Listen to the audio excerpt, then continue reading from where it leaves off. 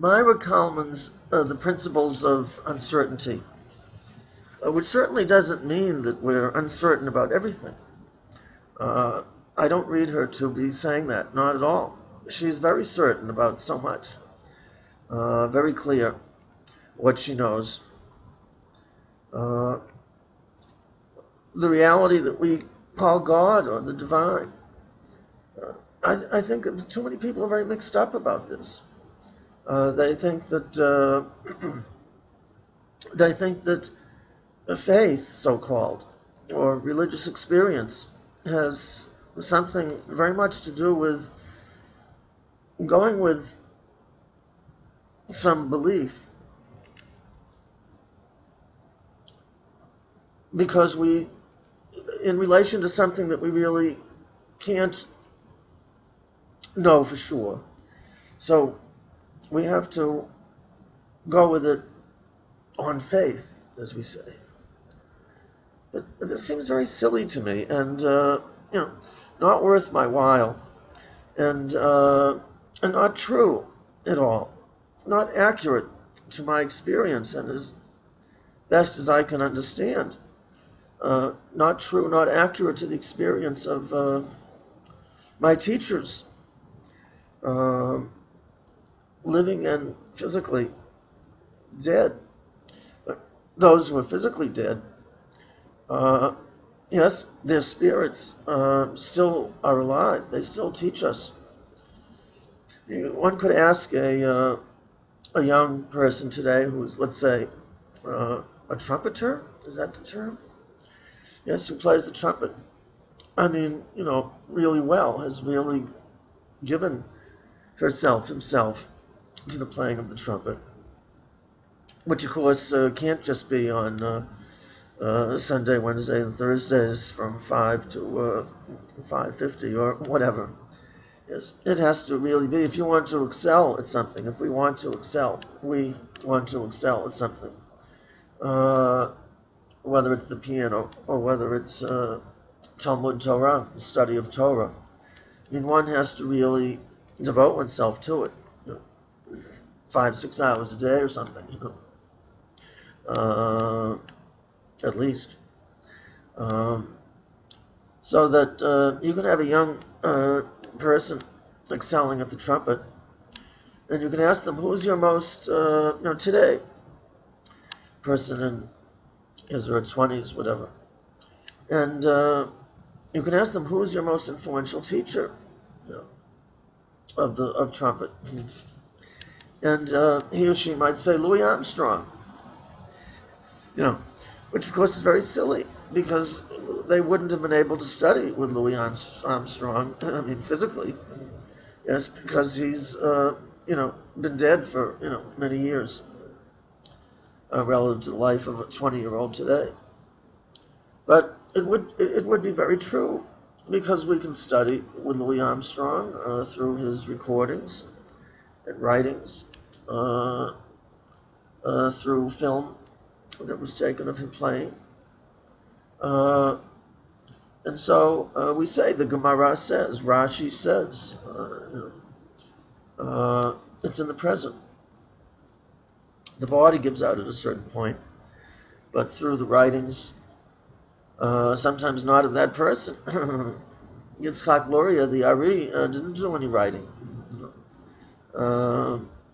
But some of his disciples did, and the circle of his colleagues did in Sfat. And so we have his ideas. We have his spirit. It continues. So that, and we know that for certain. I mean, I know what I know, as I've been sharing with you. It's not a matter of do I believe what people say about do I believe that there is God or no? I have to explore as best I can because sometimes we think we know something and we don't, or whatever. It's very complicated. We're very complicated. Rabot machshavot b'leiv ish. But so we have to work at clarifying and complicating and deepening and enriching our experience our knowledge, what we know.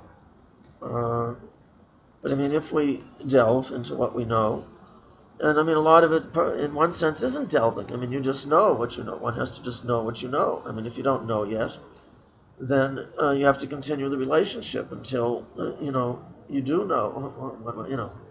Am I in love with her or not? Am I in love with him or not? Is this true love? Are we the ones for one another? Uh, well, I mean, how are you going to decide that? Yes, you're going to either know it or not at a certain point.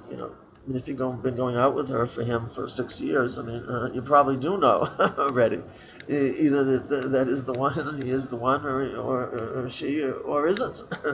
But you just need some help with a psychiatrist, or your best friend, or a rabbi, or a good book, or all of the above, to clarify for yourself what you really already know, but somehow aren't recognizing that is the one, or that it isn't.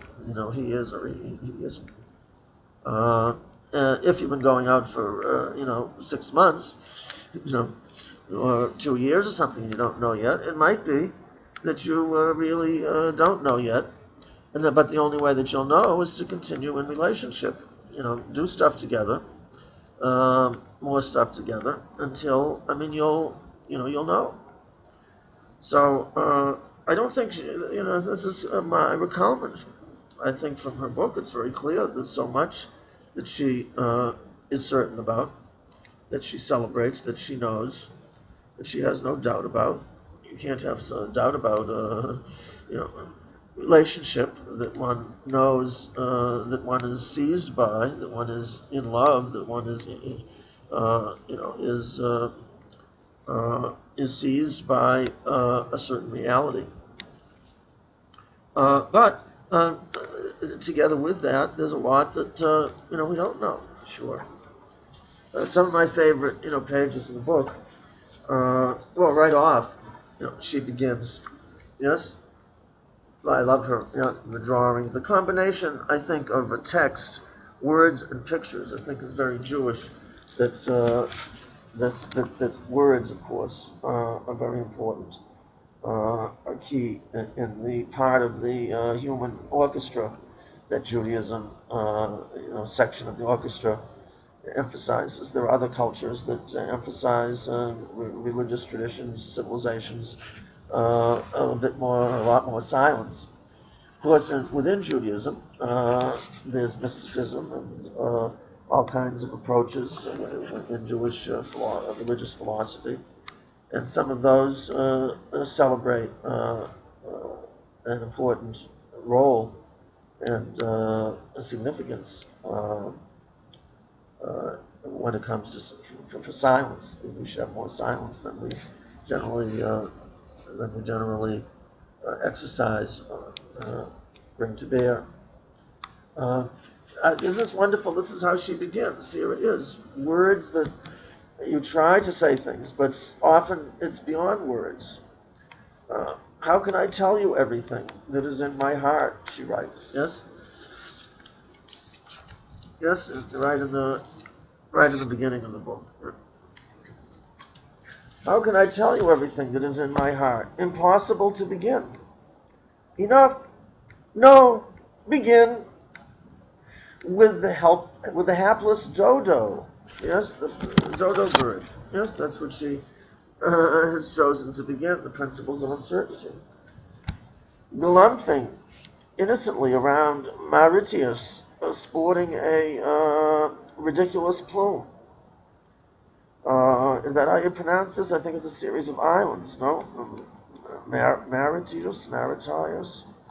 Then, out of the blue, Mian arrives with a hankering for a dodo sandwich, and poof, by 1681, extinct. No more dodo. Then she brings us her rendering of a portrait of Baruch Spinoza that I've gotten around here in my apartment. Baruch Spinoza. Many argue that his theology is very much Maimonidean I mean, he did. We know that he knew his Maimonides well. Spinoza. There's a close-up of him next to Johann Sebastian Bach. A close-up of that portrait. Yes. And what does she write here? Yeah. As the last dodo was running for its life, Spinoza was trying to figure out a rational explanation for everything. You two are sporting some handsome curls, which look somewhat frivolous for someone so monumental. He searched for eudaimonia, which is not a kind of ammonia, but the state of happiness we are all looking for. Though when I used to tell my sublime mother I want to be happy, she would say, "What is happiness?" Really.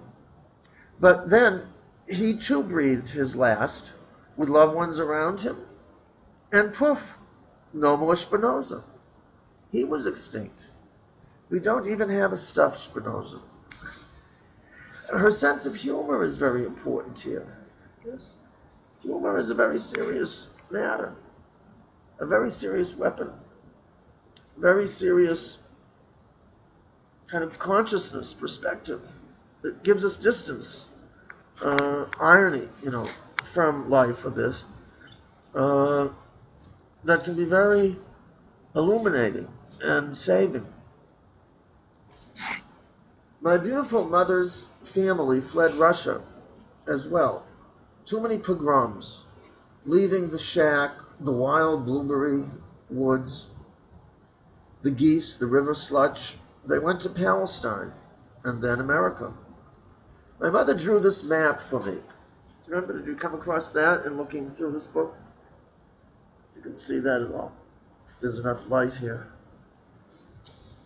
My mother drew this map for me. This is the world through her eyes. She is no longer alive. And it is impossible to bear. She loved Fred Astaire, and there you go, on you go, hapless, heroic us. And her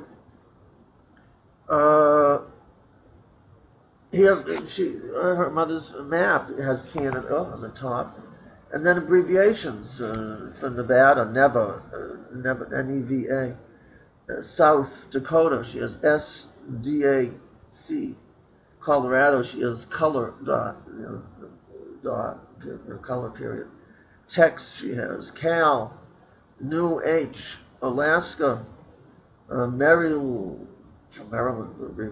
Illinois, I-L-L-I-N-O-U, Washington, D.C., Pitts, for Pittsburgh, Mass, for Massachusetts, etc., Vermont, Verm, and then she has New Jersey, Pennsylvania. It's all mixed up here. It's not. They're not in their places, the proper places. And then she has New York City, a city with an S, N-Y-S, and L-I for Long Island, and P-N-S for Pennsylvania. And then she has Jerusalem, and then she has T-A for Tel Aviv, and then she has a place called Lenin. And then she just has this large area. Sorry, the rest unknown. Thank you. And then there's the picture that that I shared in one of the cover to one of our discussion forums. Yes, with the cemetery in Tel Aviv. Yeah.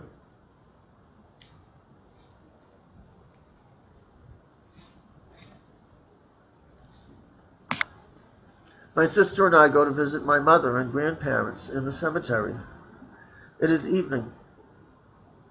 The birds are chirping, oblivious to where we are. In other words, nature just goes on, indifferent. Is there some sort of indifference when it comes to the universe towards us? Some sort of indifference when it comes to the reality we call God towards us? Maimonides says in the Guide to Perplexed, chapter 12, part 3, that we're not the true. A lot of people think that we're the center of the universe, each one of us. The divine has its thoughts, its focus on each of us. Then when stuff goes wrong, bad stuff, we want to know, how could that be? Where is God? He says, again, the truly religious perspective is not that we're at the center of the attention of the divine,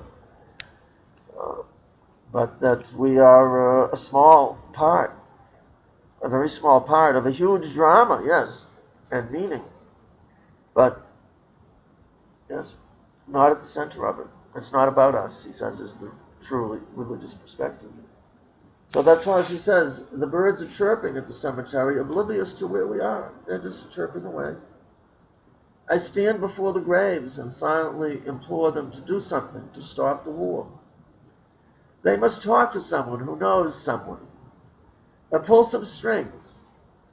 They must use some heavenly cosmic force to bring about peace in the Middle East, in the world. I beg them, but they do not respond. Silence. The graves are silent. The cedars are silent. The dust is silent. So we leave.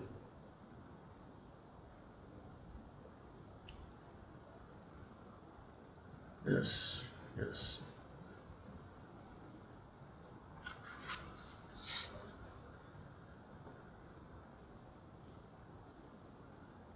Yes.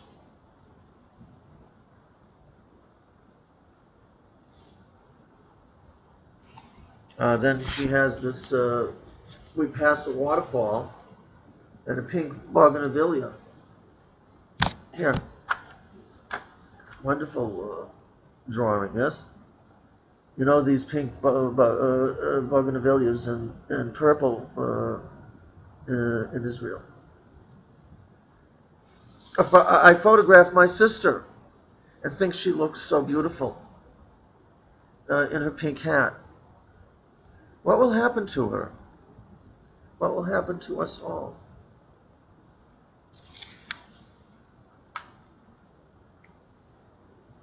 And yes, there's just so much here.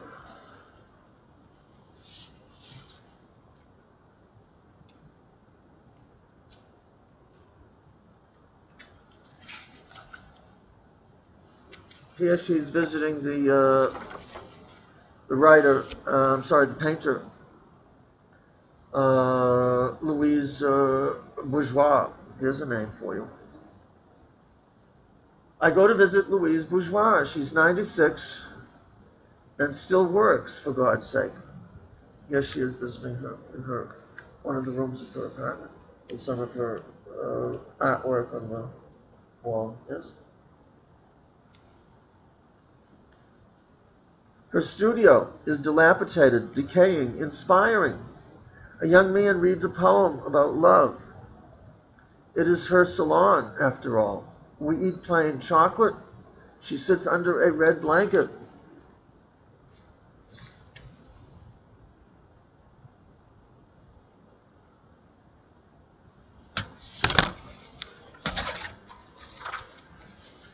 I think of her bed construction that says, art is the guarantee of sanity. And then she sews it on her bed, Louise Bourgeois' bed. Can you see? Yeah. This to the side. Is that right? No. Is this right? Art is the guarantor of sanity. I really hope that is true, writes Maira Kalman. I really hope that is true. I think nature is the guarantee of sanity, or maybe love, or both, or not. Anyway,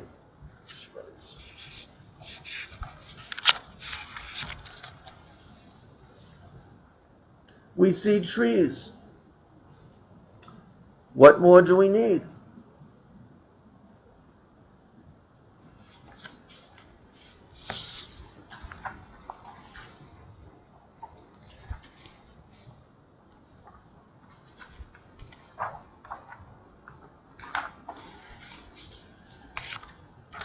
Here she says, part one of another section further on in the book. She calls it part one. Dreams, Freud's mistress, Wittgenstein's radiator, the philosopher Ludwig Wittgenstein. What is this? This fragment, this hard wisp of what? Of darkness, of thought, or immensity of the universe? Is it a dream or foreboding? Or does it mean absolutely nothing? And then she has this picture. Then she has a picture of Freud. And she writes, I cannot ask Freud, and if I could, how could I trust him now that I know of his long affair with his sister-in-law, Minna? So patriarchal, I cannot stand it. But he was a genius, was he? Who believed that what we say means something and must be spoken. Let's see, is there that page that, yes, that I think it's around here, that I love very much. Here, yes, earlier in the book, that I'm reminded when she says he was a genius. So, look at this one. I don't know if you came across this one. He writes, we discuss Dostoevsky's miserable love life. You know, she and her, who is she discussing with?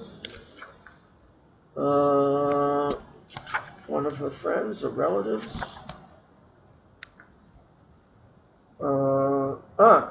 Her aunt's kitchen, her aunt in Tel Aviv. And so they discuss all kinds of ideas and literature and philosophers. We discussed Dostoevsky's miserable love life. He was madly in love with Polina Suslova, but she detested him. See, life, I mean, you know, doesn't often come together, or comes together when we least expect it, or when it's not convenient for us, when we have other plans or ideas. But she detested him, yes? He was madly in love with her, Polina Suslova, but she detested him and left him for a Spaniard who then left her. It's complicated. Life can be very complicated. It was a big mess. And while all this is going on, Dostoevsky writes these genius books. Well, of course, with some anti-Semitic passages in them, but hey, we're not going to go there. And the whole question of art and politics, or art and the biography of the artist, and how much is the biography of artists, if at all, related to the greatness of their work, which often transcends in its forms and meanings, contradicts and transcends aspects of very narrow and bad news aspects of the writer's, the artist's life, and sometimes even passages in their writing. Yeah. So we were looking at her passage about Freud. Right around the corner from Freud lives the sexy Ludwig Wittgenstein, the Austrian and British Jewish, very assimilated Jewish Ludwig Wittgenstein, who was thinking that ultimately what we say means nothing, right? Freud believed that what we say means something and must be spoken. And then she writes, right around the corner from Freud lives the sexy Wittgenstein, who was thinking that ultimately what we say means nothing. Confusing, yes, alluring. Somehow there may be more humor there. But 3 of his 4 brothers killed themselves, Ludwig Wittgenstein's brothers, and And that is tragic and fantastically distressing. And then she has a picture of a radiator.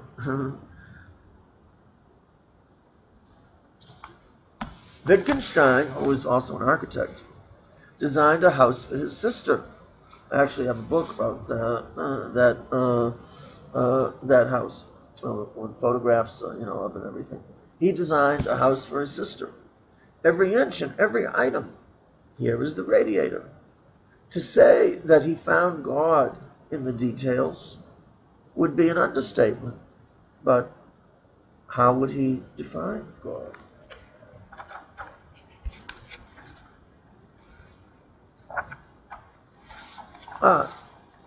Here.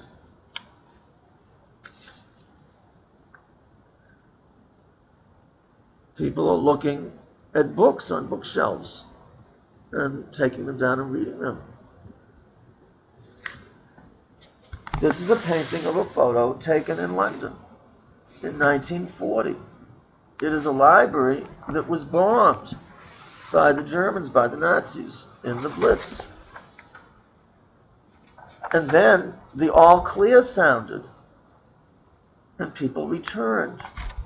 Hope undiminished. They returned, so elegant and purposeful, to the books. We can see in the photo, right, in her painting of the photo, the roof has been blown off, yes?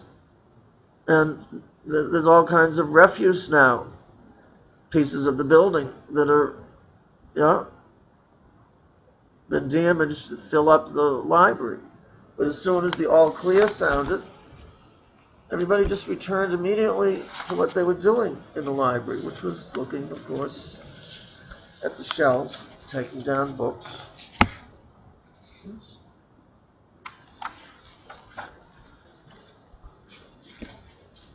Yeah, I love this one. This is a painting based on a photograph.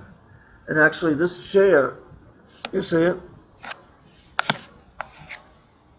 You know that type of chair. I have one upstairs that was brown stained, wood.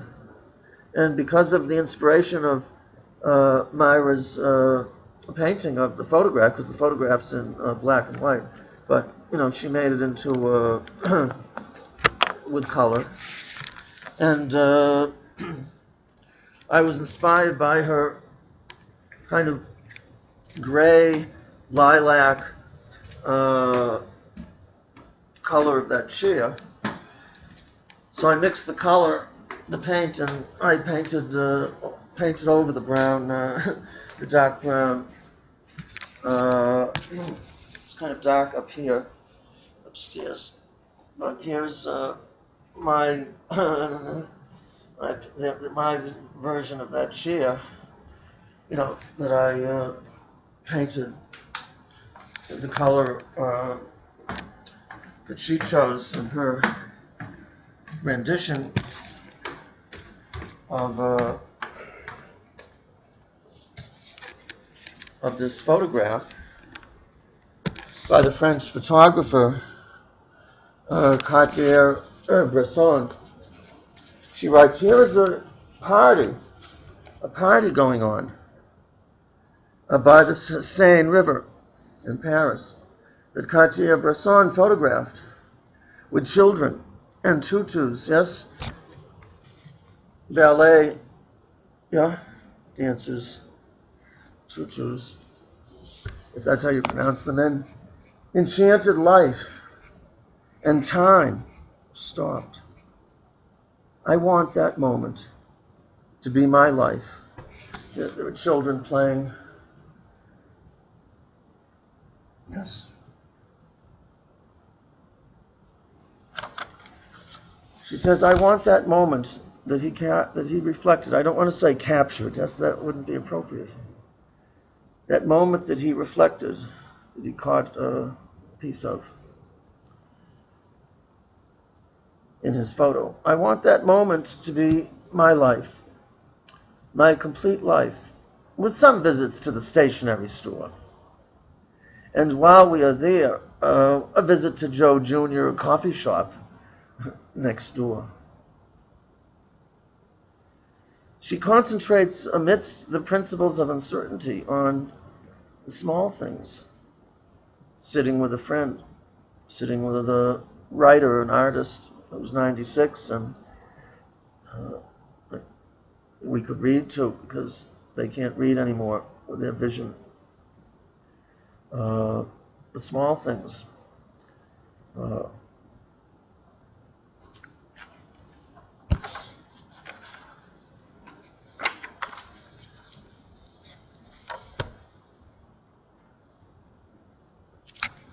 I want to share with you kind of a book that I made of drawings and photographs and not all my own photographs and drawings, but for two bar mitzvah boys with twins, not identical twins, who are very dear to me.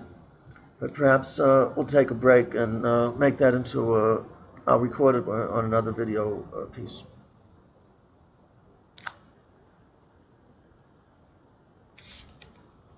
Thanks for being with me.